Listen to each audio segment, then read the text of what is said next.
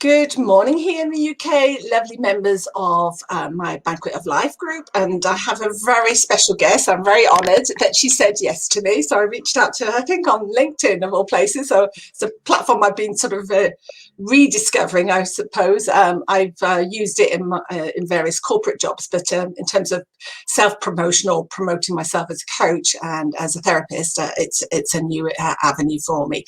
But Julie's quite active on all fronts, so she's very good at social media, or is. And so she similarly has had a transition through lockdown and COVID, and she has a fascinating story to tell. And I'm very pleased that she can talk to us about our current theme, the power of intuition. But with her, it's a particularly interesting approach because she approaches it through the medium of art. And so I'm here to introduce you to her. I believe you went on the energy alignment method journey as well. Yeah. So we have a number of mutual contacts, and I think that's why she came up on my screen as well, or popped up on my radar. I think it was meant to be. We always think that. We always believe in synchronicities. Yeah. And so she's been honing our skills as an artist and as an intuitive coach as well in her own way. And I'll hand the reins over to her. So with my first question, so when were you first aware of your intuitive nature, Julie? I was really young, actually, probably about 8 or 9. And I used to know who was on the phone when it rang, who would get on the bus on the way to school. The night my rabbit died, I remember waking up and thinking, oh, Flopsy died. Things I knew when my sister fell pregnant. It got a bit strange for me at that age, but I think it sort of culminated when my cousin's, very sadly, he was serving in Londonderry in the army, and he switched his shift with his best friend, and his best friend was actually killed doing his shift, and it was so traumatic for him. He was only 18, he was 8 years older than me, and he came back to stay with us, and he was off for a few months. And then when he left, he'd been staying in my room, so I'd vacated my room. When he left, all I could feel was the emotion from him. It was really difficult, and I think I sensed then that I just could read everything and pick everything up. I knew exactly what he was thinking. So I was pretty young. And then in my early 20s, I dabbled with tarot cards. My aunt bought me some, and I did such an accurate reading for somebody. It freaked the life out of me, and I threw them away. And I really didn't come back to it until much, much later in life. Yeah, I think that it is when you first sort of start accessing or realise that you have sort of this intuitive nature, it is a bit freaky. And I think the first thing is not to fear it, it's just to sort of be open-minded, isn't it? And to experiment with it and just go with it, go with all your senses, because it's more than the traditional 5 senses, isn't it? When we're accessing intuition, it's something else. Yeah. It's whatever, it's our connection to this quantum field in a way. Absolutely. And I think what I would say to people that are maybe listening or watching this is, if you are finding you're getting because a lot of people are opening up really rapidly at the moment, and it can be quite scary for people. If you feel you've got that sort of sensitivity, don't run away from it. Just find people that can coach you through it, because I ran away from it until my mid-40s, and in hindsight I wish I hadn't, because it can help you so much. Yeah, so yeah, just embrace it and find people you can learn with. And does everyone have the ability to be highly intuitive? Is that your belief, that we all have access to this power? I believe so. I think there's sort of a small percentage, probably 5% of the population, that are natural empaths and intuitives that sort of don't need any development. But everybody can open up to it, and everybody can learn. And meditation is one of the best ways of doing that. Yeah, but I believe everyone's got the ability. Some people wouldn't ever consider it, but there's a huge range of people out there that are intrigued or interested but haven't sort of started exploring themselves. For me, it's just opening up to being curious, and as I say, and even in a way, by doing that, you connect with the people that you know can support you the most, and it's all about putting yourself in the company of those of like-minded, isn't it, who are there for your best interests to develop and hone those skills, isn't it? Absolutely. So that we can all elevate our energy and all elevate our own destiny. Yeah, and I think if you are naturally curious, you probably are a natural intuitive. So you're kind of open to that sort of thing anyway. And you're absolutely right. If you start connecting with the right people, I mean, when I came back to it in my mid-40s, it was through Doreen Virtue Angel cards. My friend showed me a set, and I bought the fairy ones, and oh my God, they got me through some difficult times the next few years. And then I started going to a meditation group run by a girl who had actually trained with Doreen Virtue. And you went along and we did some sound therapy, we did some meditation. These are the sort of evenings that I ended up running. But what it does is it just opens up your intuition, and then life really starts to change. That's really interesting, the way once you begin to open, everything shifts. And it can be a bit of a roller coaster, but once you begin to open, you can't kind of go back. You can't shut it all down again. You can't put it back in the box. It seems to take on a life force that's bigger than the original small container it was in, isn't it? Yeah, it does. And once you're on that journey, you know, there's kind of no stopping you. The really big shift I had was when I trained to be a clinical hypnotherapist, because of course, actually, if I just go back a little bit, the first time I realized that how important energy was in terms of our health and well-being, my first job, I've got many hats. My first job was a beauty therapist, and I was a masseuse on the cruise ships. And I had a couple of people with similar things, but one elderly chap came in and he had a frozen shoulder. And he had this for several months. He was in a lot of pain with it. He'd had 3 months of physiotherapy on it to no avail. But he started to open up to me about the fact that he was recently widowed and he was still grieving. And he released the emotion and he cried and his shoulder resolved. Wow. And that to me was the first time. And also doing massage, I could sense where people had problems and my hands would get very hot. So that was when I really began to see that there was more to us than just the physical stuff. And it's kind of had a bit of a thread all through my life. But when I started my hypnotherapy course, the chap training us, he said, there were 18 of us in the course, and he said, some of you won't be here at the end. You won't all be here. And others of you will go through major life changes, and that will be changing your job or your career, leaving a relationship, moving house. I did all of it within a year. I did all of it. I left an 8-year relationship, moved into a house on my own for the first time with my sons. I left the industry I was working in, and it was just, but oh my God, I haven't looked back since.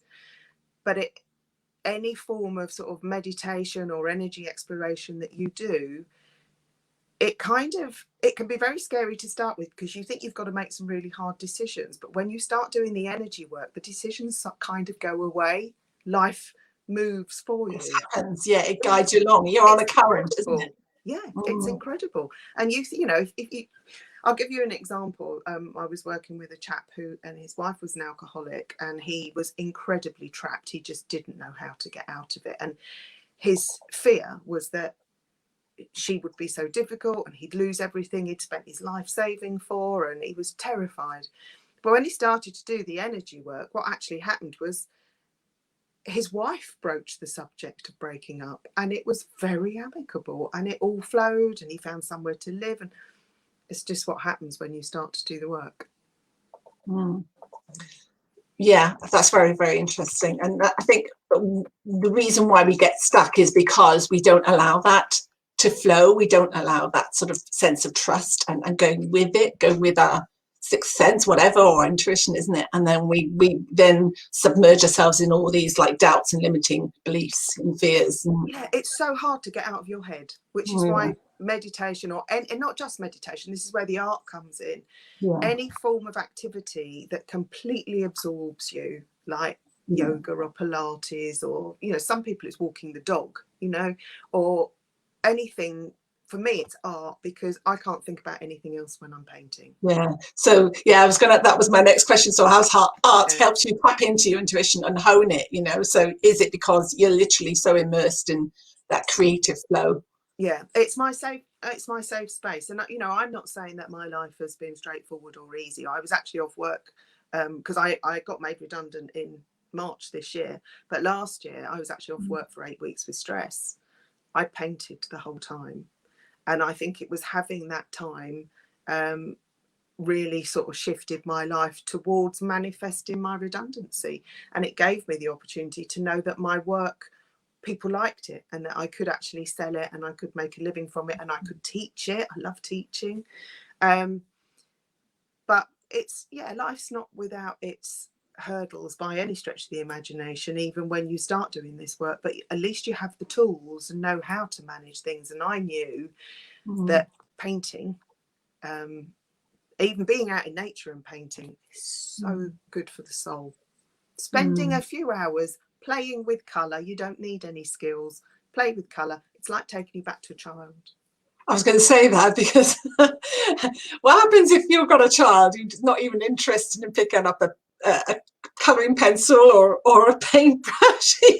Mind you, he's probably progressed a bit too far now. He's 11, so that makes it more challenging, but he has no interest in doing anything artistic. But I think in a way, maybe the school, it's like they have such rigid structures, and it's like you have to do this and do it in a certain time, and it's that expectation as well. And I think they feel that they have to follow certain rules and perform. Our education system doesn't lend itself to right brain thinking, which is where all of our creativity is. We're educated in a very left brain way, which is very linear, and he's probably creative in a different way. You know, it might be writing or music, or, you know, something else that will fire his soul. It's not. We're all different, aren't we? Definitely, yeah. It won't be writing, but maybe music. We'll see. Acting, it could, you know.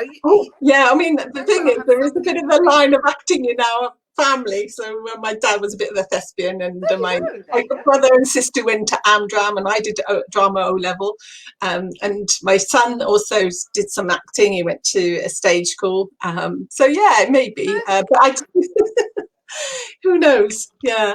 And so generally, I mean, speaking not just us purely in, you know, the idea of art that we have in our head, you know, this like pick up a paintbrush or whatever, but art is a general thing, and creativity overall. How does that, you know, help us further develop our intuition? So again, it's about being free and playing.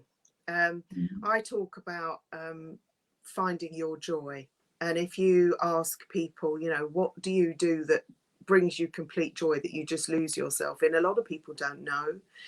And it's about experimenting with hundreds of different things to find out what that is. And there are loads of courses and things springing up all over at the moment on creative writing, loads of calligraphy courses I'm seeing. Wow.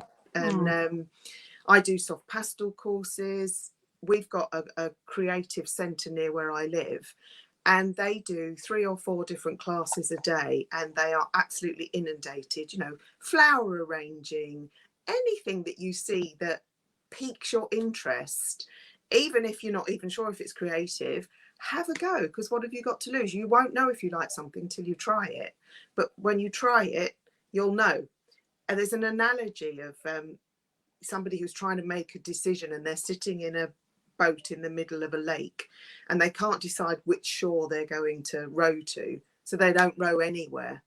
Whereas at least if they rowed to one and got out and didn't like it, they could get back in and go to another. And I think we're guilty of not knowing where to start and not starting anything, whereas you should just dip your toe in. There's so much on YouTube now. I did so much of my learning. I've only been painting for the last couple of years, and I learned so much on YouTube. Artists particularly, and probably all creatives, are very generous. So there's loads of free stuff out there. tons and tons. You can learn instruments online. My son learnt to play the guitar online, you know, just Yeah, find something. I think that's what lockdown and COVID did help, didn't it? Because a lot of people saw that as an opportunity to share their gifts and their skills, and for others to partake of that, isn't it? To sort of that they had the time, and then they decided to sort of tease their interests and explore these. People had the spare time. I mean, gardening has, you know, completely, yeah. and that's creative. I think some of these things are creative and people might not necessarily see it as so, but yeah, anything that you get completely absorbed in is good for this. Anything that's good for the soul will make you feel good. It's just finding it. Yeah. Brilliant.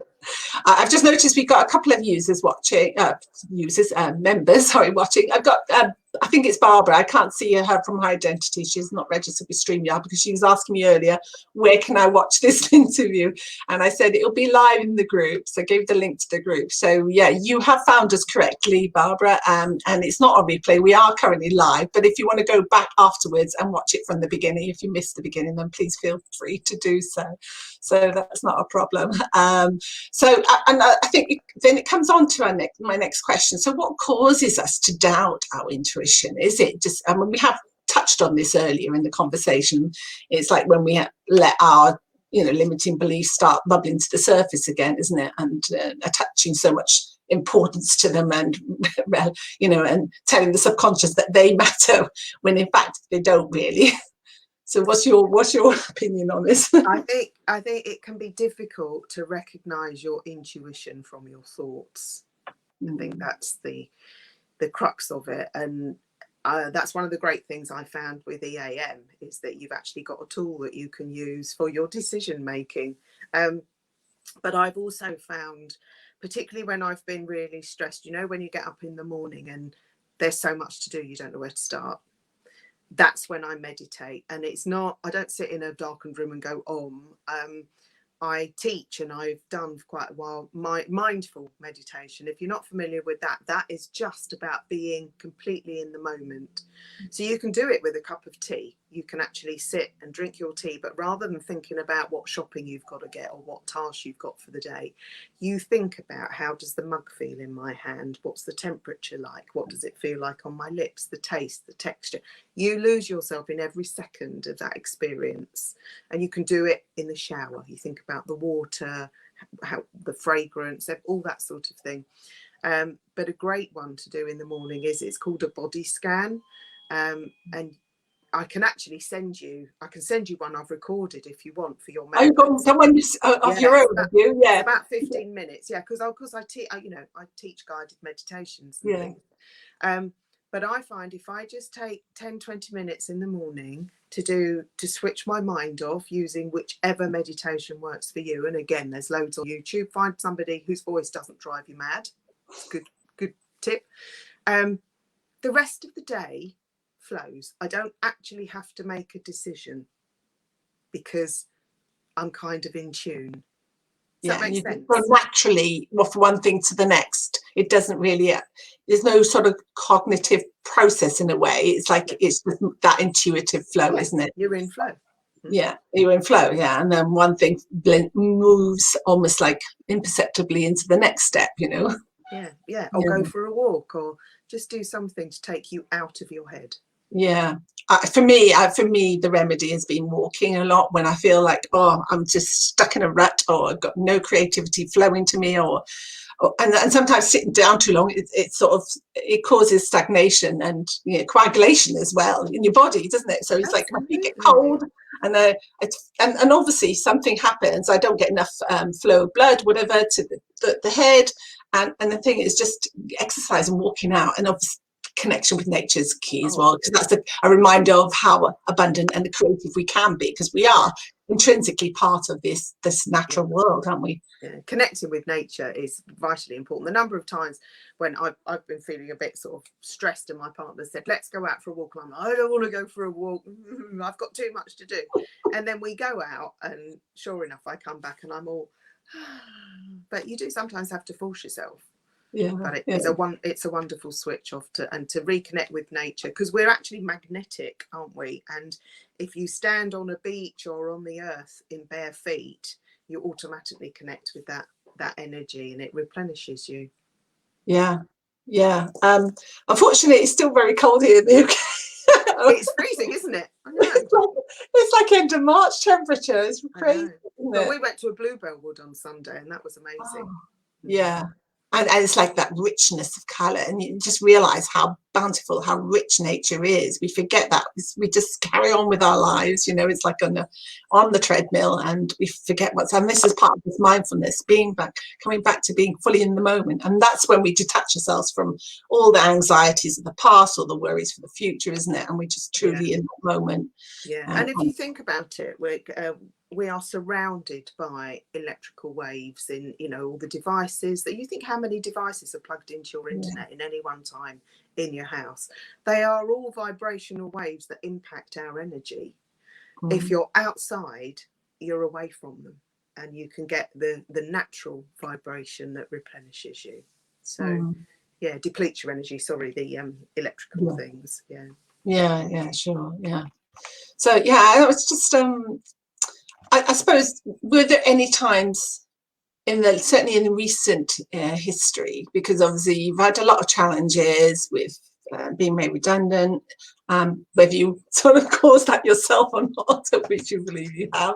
But I mean, it's like, were there times when you really struggle to meditate, to actually find that release from the stress and the worry? Because I know quite a few people in the else will say, well, like poo-poo that, maybe, oh, that can work for you, but it may not work for me. I mean, are there a sort of, you know, other techniques, maybe, I don't know, things that what do you have any other suggestions you can make if they really feel trapped and submerged in all their worries and fears? I definitely manifested my redundancy because I thought I was trapped in my job because of the money. I couldn't see how I could get out of it. And the day I realised that the only thing trapping me in my job was my beliefs, within a few days I was offered redundancy, which has given me quite a few months window to pursue my art. But I notice if I'm out of flow, I like the word discombobulated. Yes, that's a good word. Yeah, so I notice when I'm really out of flow, because things start to go wrong, you know, like the car might go wrong, or I might get a parking ticket, or just things come through that make you go, oh. And then I think, okay, so I'm out of flow. What do I need to get back into it? And meditation will help and it will work. But sometimes the biggest thing for me, and I've noticed I have a real will really switch me back into being in flow, is getting away for a couple of days. And it doesn't really matter where you go. It's just you're out of your normal environment. And have you ever noticed that ideas will come to you when you're away on holiday? Yeah, And I've had that. big insights if you're in. I've often found big shifts in my life have happened after I've been away for a week or two. So a change of scene is a good thing. Get out and meet, well, you can't get out and meet people now, but speak to people you wouldn't normally speak to.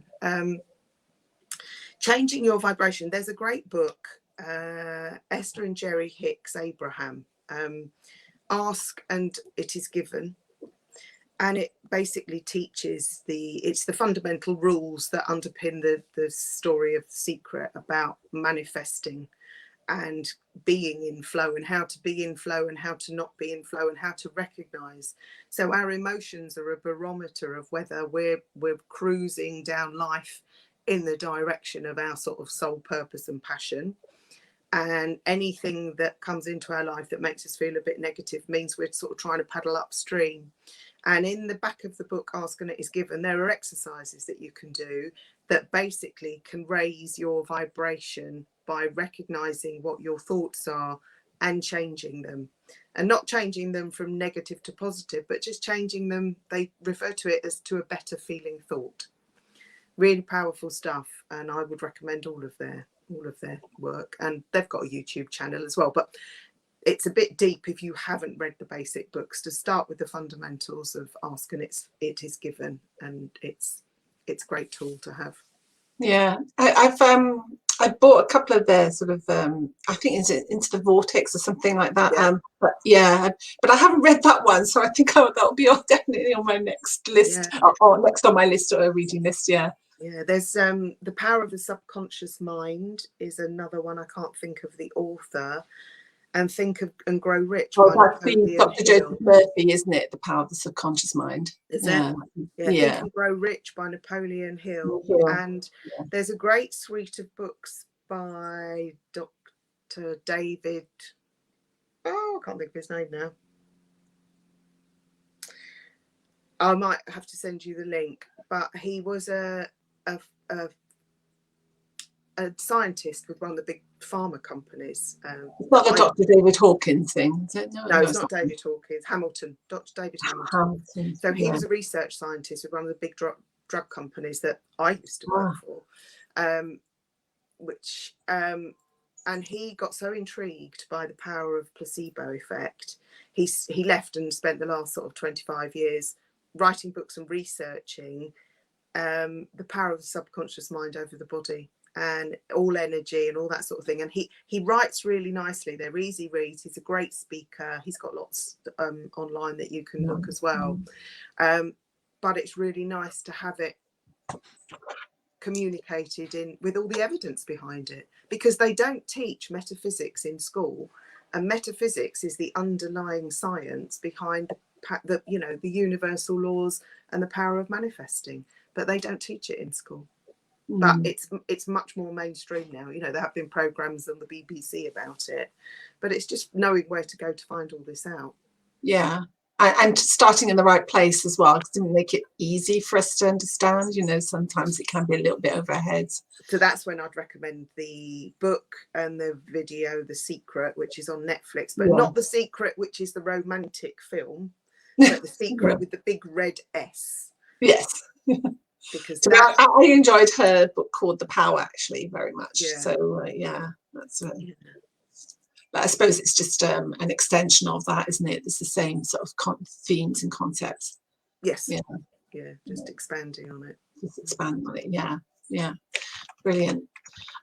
So are there any other insights you want to share on this theme, or tell us a bit more about actually what you specifically do at the moment with clients, with your work, and how people, if they're interested, can get hold of you?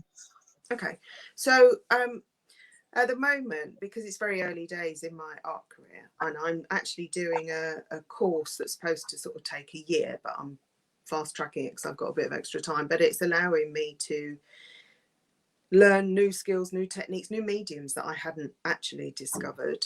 I'm also going to be doing online soft pastel workshops and in-person soft pastel workshops when we can, because they are just great for completely calming you and taking you out of yourself and having that lovely safe space. I found I'm being approached, because I don't specifically do therapy now. For a year I was giving therapy, but I am still finding a lot of people are coming to me, and I am using sort of the skills, tools and techniques that I've learned over the years to help them. Obviously EAM is really valuable because you can do it for yourself if you learn how. Emotion code is one that I've found incredibly useful, and again, you can find the book, you can do it for yourself, but it is a therapy that I do. I did it a couple of weeks ago for a lady that I just met through a group online, and I don't know why we connected, but we did, and then we had a chat, and I said this would really help you, and her life has just gone bonkers. I spoke to her yesterday and she was absolutely amazed at the changes that had happened. I did actually write a program called The Fabulous Life Ladder, which is because I've spent thousands on different courses. I've done deep soul work, mediumship, loads and loads of Reiki, loads and loads of different healing modalities, hypnoanalysis. And I sort of put them all together in a program to help people fast track to the changes they want out of their life. But the first thing you do is actually assess where you are in different aspects of your life.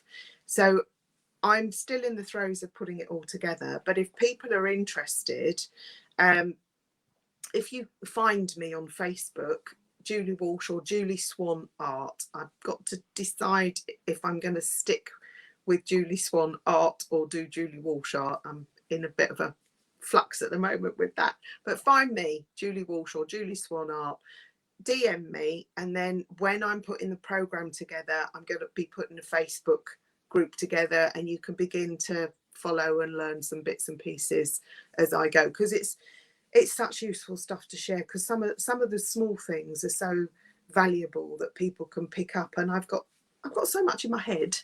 I need to get it out so that people can start dipping into it. And a lot of it, as I've just said about the books and things, a lot of it is just signposting people to places where they can get help. So I will be setting up a Facebook group called The Fabulous Life Ladder probably this week.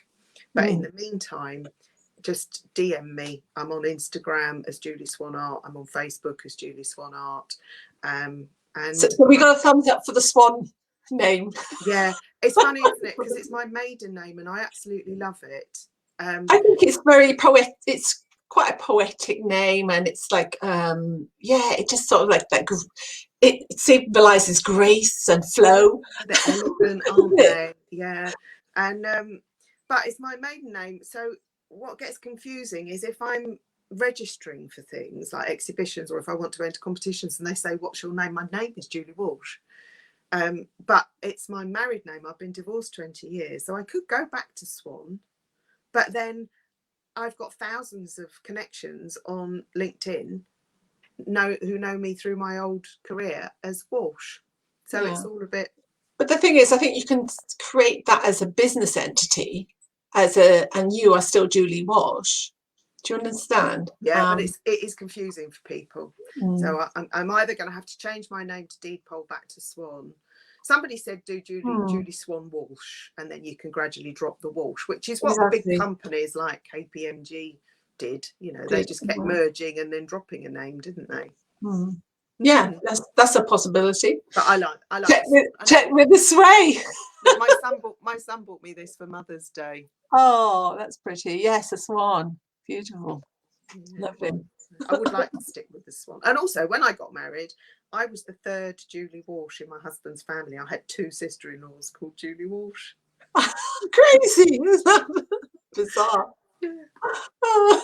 Oh, it's been a pure delight having you here and talking with you on this subject. And lots of I've even written quite a few things down, like the Emotion Code, Dr. David Hamilton. It's like, I definitely want to go away now and explore these things. So yeah. Oh, definitely. In fact, what I might do is actually go from here and set up the Life Ladder Facebook page. I would say take action now, because I think that's what's calling you. Feel this urge, and it's following on your nudges, taking, being intuitive. Like, this is something. This is the signal for me to do. This is then the catapult, the launch mechanism to do that. So yeah, definitely do that, and invite people over in the group if they want to be part of that. Yeah. Yeah, no, that'd be. Oh yes, I will. I will definitely do that, Esther. Thank you. Yeah, no problem. And I wish you all the best. Wish you all the best with your burgeoning career and your interests, and just pan the I don't know whether it's going to knock it up because it's on a tripod, but pan the camera so we can see a little bit of your work before you go offline. So I am it's an iPad, so it's not too difficult. Yeah. So these are, I don't know if you can see. Yeah. That's my bluebell. The bluebell's beautiful, yeah. You were in the midst not long ago. Self-portrait. Oh, wonderful. Oh, wow. My lion. And then this one, I might have to move for this. He looks supremely confident and serene, doesn't he, that lion? And then this one is, that was the Brightlingsea Boatyard, where it's being overtaken by all the new builds. Oh, wow. So yeah, I was just quite intrigued by looking at all the old flotsam and jetsam. Yeah. And it's nice, isn't it? Because when you're sort of more mindful, you see all, and being an artist, you see all the minutiae, the detail and things like that. And it's picking up on that, isn't it? It's And that really, happens yeah, then, it's applied to your life then. You notice then the little, wow, the differentiations and what, and things then will stand out more for you, isn't it? Oh, that seems to be the right thing for me to do now, because you're picking up, you're not missing the detail. Yeah. And colours, you notice colours. You're talking like an artist, Esther. I think maybe you should have a go. I want to do everything. It's like I had somebody on before with the power of nature, and I wanted to be, and I enjoyed gardening, but I'm not, I would profess not to be an expert, but I mean, it's like, oh, come along and start doing gardening more, do my course and things like that. I'd love to do all this. And then when I don't find the time in the day. Yeah, there aren't enough hours. Not enough hours. And there's so many things I'd love to explore. And you said literally, where do we lose ourselves? And to be honest, in the early days when I was a child, growing up, I used to love dancing. And the thing is, that's a creative form as well. And I used to like make up little sequences and we'd perform. I perform with a cousin that he would be more of like an actor, and then I'd introduce a little bit of dance into it, to this little play, and we performed in front of the two families, and it's like it was one way of self-expression, I suppose. Yeah, absolutely. I did dancing as a child. I did dancing and drama and all that sort of thing.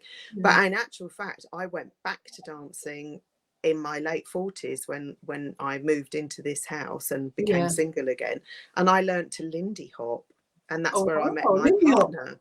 Yeah. And I said to him, well, you must be the right person for me, because where else would I meet a Lindy Hopping medium? And we've been together for like the last 9 years, and I'm just so happy. But dancing is fantastic, any form of dancing, and with Lindy Hop particularly, which is American swing jive. It's very energetic though, isn't it? It's very... It can be. It doesn't need to be, but you don't need a partner. That's what's great about it. Yeah. You can just rock up. I rocked up on my own, and the guys all stand in a line, and the girls take it in turn to go around each one as you practice the steps. Incredibly sociable. Fun. And that's the key thing as well. If you want to be more creative, intuitive, is having fun, knowing when you're having fun, isn't it? It's got to be fun. It's got to be all about finding your joy and spending as much time of your life as possible, in having fun and joy. Yeah, brilliant. And if you, like you said, when you were a child, that's what you used to like to do. If people are thinking, I don't know what mine is, think back to what you loved doing as a child. It will very often open up that memory for you, link you back. And they're little breadcrumb clues as well, aren't they, as to what we really ultimately here to do. Yeah, absolutely. Yeah, we've all got a purpose. It just took me so many years. I was actively searching for it for 20 years, and it was under my nose. It was under your nose the whole time. Yeah, ridiculous. Yeah, here I am, and I'm glad. It doesn't matter. And I think that's the important thing, isn't it? Because we're all waking up, whatever phase in your life, it's never too late to be more alert, to be more in tune with your creative flow, and what really brings you alive, what really sort of develops your highest potential, isn't it? Absolutely. And I think part of my purpose is also to help other people to fast track that. Definitely. I think when we go into this, and particularly those that like to learn a lot, we tend to be more the ones that want to show the path to others and show the way and guide them and be their support. And there are lots of different paths. There's no one way. No. There's lots and lots of different modalities that different people need at different times. And there's lots of coaches and mentors out there. Find the one that resonates with you. Obviously, your group have found you. And different people will come when you're ready to learn, the right person comes, the right teacher comes. And you will need different people at different stages of your life, very likely as well. But just be open. And if you hear about something more than a couple of times in a short space of time, that is the universe going. Yeah. Exactly. There's only so many times it's going to knock at your door, isn't it? It's like that to Elizabeth Gilbert and Big Magic. I love that, because she says, if you don't respond, then the idea of the German of an idea will move on. It will find another host, another person to actually carry that story. And that's right. I think that's a lovely concept. And it's a bit like our sort of soul and life lessons that we're here to learn. That's similar in that if you have a problem in your life and you don't learn that lesson at a soul level, it will come back in a different way, in a slightly bigger Mm. way. So I refer to it as you get pebbles first, then you get little stones, then you get rocks thrown Well, at you. rocks thrown at you. Yeah, and then you get a great big wall that you walk into, which will be health issues or divorce or redundancy or something that makes, and COVID's been a big one for the planet, makes you stop and reevaluate. And then you can look at the patterns of your life.